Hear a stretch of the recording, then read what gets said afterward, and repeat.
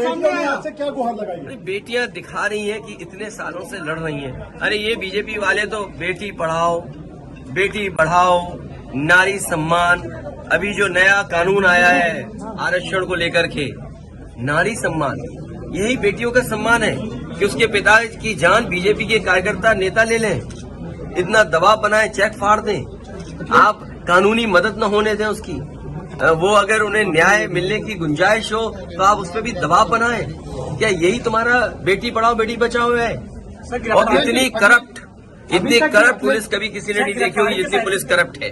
गिरफ्तारी के लगभग 36 दिन से ऊपर हो गए, लेकिन कम कार्रवाई की गई। देखिए वो क्योंकि मुस्लिम है, ये यादव है, तो क्या रखा है इनके पास? अगर सिख पे हमला हो तो कहेंगे खालिस्तानी है। सबसे ज्यादा जातिवादी और करप्ट सरकार कोई है तो भारतीय जनता पार्टी की है। अखिलेश जी, एक सवाल, आज आपने शंखनाद किया था, बहुत देर तक सुन रहा, 24 को लेकर क्या करेंगे? देखिए 24 के लेकर के पहले बाद में बात कर लेना, आप लोग पहले मदद करिए इन दोनों परिवार की। आप अनमोल भाटिया के घर गए थे, वहाँ क्या निकल कर सामने आया? क्योंकि बीजेपी को लोग कह रहे थे कि उनकी आंख की रोशनी नहीं गई है, आप देखिए आपको क्या लगा? बीजेपी के नेता के डॉक्टर है क्या? बीजेपी के नेता के डॉक्टर है? देखिए बीजेपी के नेता ने हमला किया, वहाँ पर सब रिकॉर्डिंग है। अब बीजेपी के लोग कह रहे हैं कि सीसीटीवी कैमरे खराब हो गए, पुलिस मौके पे थी उस समय हमला हुआ। बताओ, पुलिस मौके पर हो और भाटिया पिटते रहे, यही जीरो टॉलरेंस है क्या? इस परिवार के पास चेक हैं, जो चेक फेंक दिया गया, आप भी जानते हो, फर्जी चेक। जिन नेताओं ने, बीजेपी के जिन कार्यकर्ताओं ने काम किया है, पुलिस तो सरकार को सब पता है। इसीलिए मैं कहता हूँ ये जो काम चल रहा है देवरिया से लेकर के कानपुर तक, या कानपुर से लेकर के अन्य जिलों में जो लूट खसूट और भ्रष्टाचार चल रहा है, इससे भारतीय जनता पार्टी 24 में इनका सफाया होगा। और लोग जागरूक हो गए हैं। जो नारा देते थे सबका साथ सबका विकास, आज क्या है? सबके साथ धोखा है। और हमारे पत्रकार साथी अगर कहीं सच दिखा दें तो इन पे भी झूठे मुकदमे। इन दोनों परिवारों को अगर न्याय नहीं मिलता है तो समाजवादी, सोचो कैसा काला कानून है, कैसा कलयुग है। कहने को तो मुख्यमंत्री जी योगी हैं, लेकिन उन्हें नहीं दिखाई दे रहा कि एक चेक लिया, उस किसान से वापस ले लिया, चेक फाड़ दिया और उसका 6 करोड़ डुबा दिया। अरे कम से कम रजिस्ट्री कैंसिल करना चाहिए उन्हें पर। लाओ मसला दिखाई दे रही है। फेल नहीं, जो कमिश्नरेट में आ रहे हैं लोग, वो कोई मकसद लेकर के आ रहे, सपना लेकर के आ रहे हैं। और मैं पत्रकार साथी, जो सवाल आप पूछ रहे हो, इसी शहर में दंगा हुआ था। बताओ कमिश्नरेट हिसाब ने कितना पैसा वसूल लिया था, यहाँ पर कितनी वसूली की थी? अगर पुलिस वसूलेगी पैसा, किसका नाम जुड़ना है, किसका नाम हटना है, एफआईआर गलत लिखना, एफआईआर ऐसी लिखा देना जिससे पीड़ित को न्याय न मिले, तो ये कहाँ का जीरो टॉलरेंस है? और सोचिए पुलिस के सामने इनकी पिटाई हुई, पुलिस मौके पे थी, डायल 100 डायल 112 कर दिया, तो उसको और एक्शन में रहना चाहिए था पुलिस को।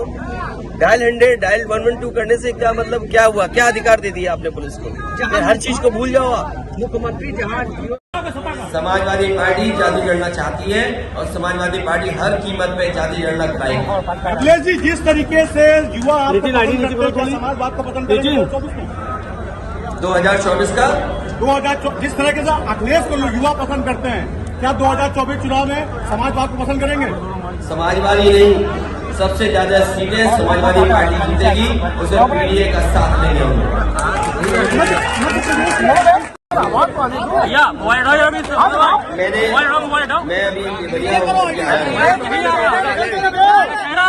मैं देवरिया होकर के आया हूँ, जो हमारे पत्रकार साथी पूछ रहे हैं। उससे पहले मैं ये कहना चाहता हूँ, मैं सबसे पहले कप्तान सिंह यादव जी का और आए हुए जितने भी प्रतिनिधि हैं जो दूर दूर से चल करके इस कार्यक्रम में आए हैं, मैं उनका धन्यवाद देता हूँ। मैं उनका धन्यवाद और शुभकामनाएं देता हूँ। कानपुर एक बड़ा महानगर है। अगर देवरिया में अन्याय हुआ है तो कानपुर के लोगों, जो कानपुर में अन्याय हुआ है वो भी मत भूलिए। एक सिख समाज के नेता को, व्यापारी को इतना मारा भारतीय जनता पार्टी के नेता और कार्यकर्ता ने कि उसको अस्पताल में भर्ती होना पड़ा।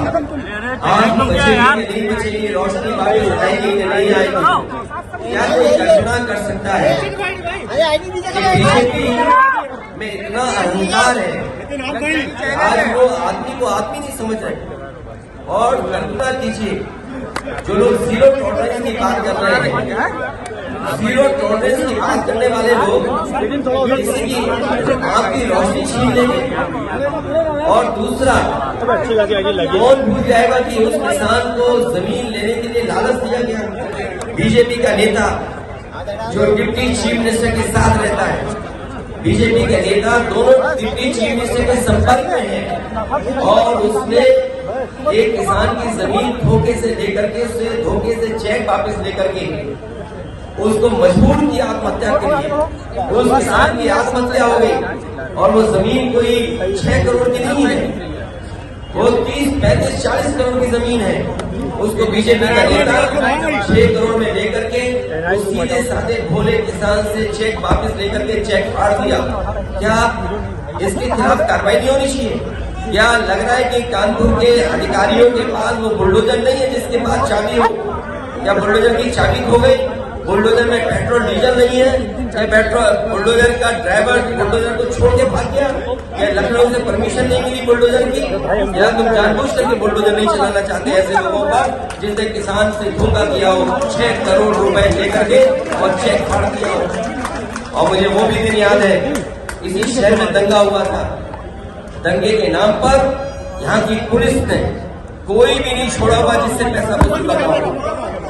कभी नाम बढ़ा देना, नाम हटा देना, दंगे के नाम पर यहाँ की पुलिस ने पैसा वसूला है। और मुझे सुनने में आ रहा है यहाँ पर गिरोह चल रहा है, जो पुलिस के लोग मिलकर के गिरोह चला रहे हैं, लोग के साथ अन्याय हो रहे हैं। अगर कोई बात कहेगा तो उसके खिलाफ कार्रवाई हो जाएगी।